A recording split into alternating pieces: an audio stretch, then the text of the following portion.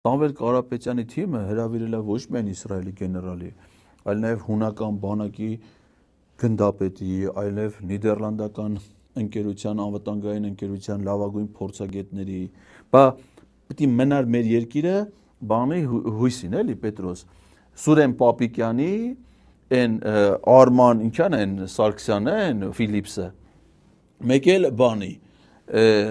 այն Երևանի քաղաքապետին, որ Հանիկ Շպրտիկ դուսը բանած, սրանք զիբիլ չեն թափում, սրանք զիբիլ չեն թափում։ Տարան բան, պաշտպանության փող, այ պիտի մեր երկրի անվտանգային համակարգը մնա դրանց հույսին։ Չի կարելի, որ ամեն երկրում իր գործում հաջողության հասած աշխարհում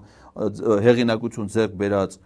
մարդիկ կան խորհրդատվություն ասեն, թե մեր երկրում ոնց կարելի է անվտանգային համակարգը զարգացնել մեր Արցախի պաշտպանության բանակի գնդապետի ղեկավարության ներքո։ Չէ։